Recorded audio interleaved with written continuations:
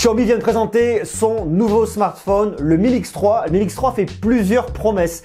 Celui d'avoir un grand écran sans encoche avec une énorme zone utile, plus de 93% de la face avant qui est occupée par l'écran, un écran de qualité du OLED. Il fait la promesse d'une performance de dingue avec un Snapdragon 845 jusqu'à 10 Go de RAM. Et il fait aussi la promesse d'un excellent appareil photo pour réussir vos photos. Donc ce qu'on va faire aujourd'hui, c'est qu'on va regarder un peu ces différents points d'un côté technique, voir un petit peu ce qu'il y a sous le capot de ce Mi Mix 3. Un Mi Mix 3 qu'on devrait découvrir et prendre en main un peu plus tard lorsqu'il y aura une annonce qui sera faite en Europe. Donc restez tranquille, rassurez-vous, on en reparlera du Mi Mix 3. Pour l'instant, on va faire un petit peu le portrait robot, voir un peu ce qu'est ce Mi Mix 3, qu'est-ce qu'on peut faire avec, est-ce qu'il est intéressant, est-ce qu'il a des points faibles. Donc on va regarder ça juste après ça.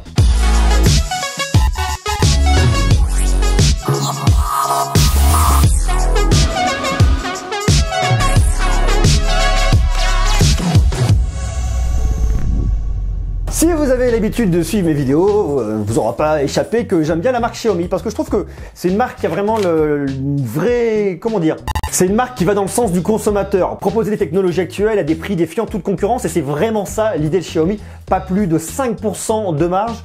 C'est leur politique, donc ce qui fait qu'ils sont vraiment extrêmement agressifs par rapport à un domaine qui est extrêmement concurrentiel. Vous avez vu, si vous vous intéressez au domaine, il y a de plus en plus de marques qui sont arrivées cette année.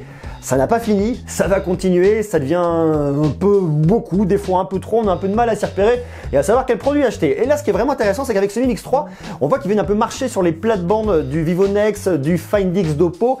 L'idée, c'est effectivement d'avoir un smartphone sans encoche. On sait qu'effectivement, cette encoche, elle divise beaucoup depuis l'année dernière. Là, du coup, pas d'encoche. À la différence de smartphones un peu plus standard où on va retrouver une grande bande noire en haut, une grande bande noire en bas, là, il n'y a pas du tout de bande noire.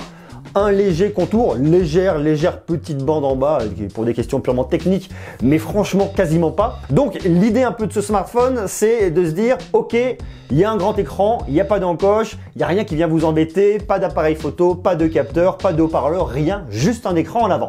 Alors où sont passés ces appareils photo? Et comme ce que vous avez sur le Oppo Find X, vous avez un petit tiroir qui vient sortir, alors qui sort de façon mécanique motorisée sur le Find X. Là c'est manuel, vous prenez votre smartphone, vous poussez, l'appareil photo sort, vous poussez, vous refermez, bon tout ça on verra quand on le prendra en main d'ici quelques temps, mais en tout cas il y a un côté assez ingénieux, un côté où je suis aussi un peu frileux, ça je vais le détailler à la fin. Donc tout de suite on va commencer par le côté un petit peu spécification technique.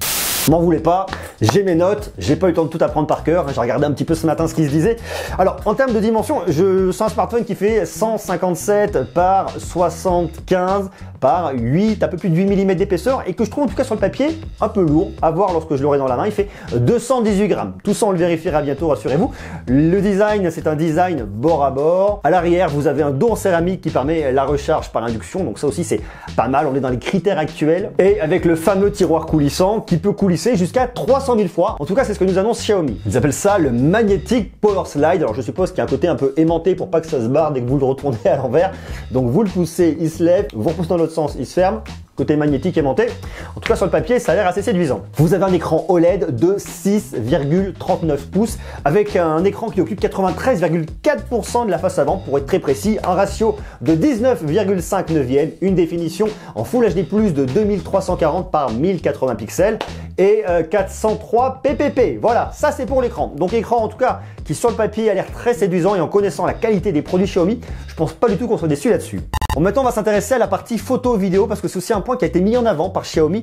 On retrouve à l'avant une double caméra. Vous avez une Sony IMX 576 24 mégapixels plus une autre caméra de 2 mégapixels. Alors la 2 mégapixels servira pour l'effet bokeh, pour votre profondeur de champ lorsque vous allez faire des photos en mode portrait. On a la technologie Super Pixel à 1.8 microns, donc un capteur qui va capter beaucoup plus de luminosité et ça pour les photos en faible luminosité, pour les photos de nuit, c'est vraiment top. Et vous avez également un flash qui est présent à l'avant. Alors à l'arrière, vous avez un double capteur 2x12 mégapixels, un capteur Sony IMX 363 avec une ouverture de f1.8, donc normalement en tout cas excellent en faible luminosité, et un deuxième capteur, c'est un téléobjectif 12 mégapixels avec une ouverture de f2.4 qui va permettre d'avoir un zoom optique x2.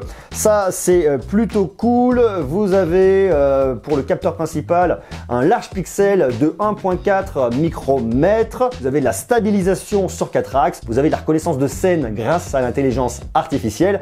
Et vous avez bien évidemment toujours ce fameux mode portrait. Côté vidéo, ce qui est plutôt intéressant, vous pouvez filmer en 4K jusqu'à 60 images par seconde. Et Xiaomi nous a rajouté du slow motion, même du super slow motion à 960 images par seconde en 1080p. Donc ça aussi, c'est un point qui en tout cas sur le papier est assez positif. Tout ça, bien sûr, on le reverra plus tard lors des phases de test. Vous avez donc à faire une seule chose, c'est à vous abonner, puis on reste connecté.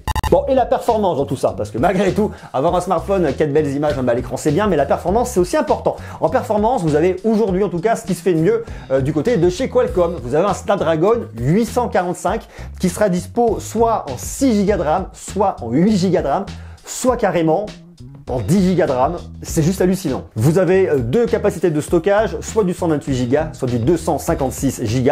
Il y a du NFC à l'intérieur, un Bluetooth 5.0. Après, il y a plein de petites options et surtout, c'est un smartphone qui sera le tout premier en Europe à intégrer la 5G. Alors la 5G, on n'y est pas encore. Du côté de l'Asie, ils sont vraiment en avance par rapport à nous. Donc en tout cas, sur le papier, c'est plutôt cool et on voit que c'est vraiment une vraie volonté de la part de Xiaomi d'être à la pointe en termes de techno, de ne pas se laisser dépasser par la concurrence. Et ça aussi, c'est un point très positif. En plus de ça, vous avez un chargeur sans fil rapide à l'intérieur de 10 watts directement inclus dans votre boîte. Ça aussi, c'est plutôt bien.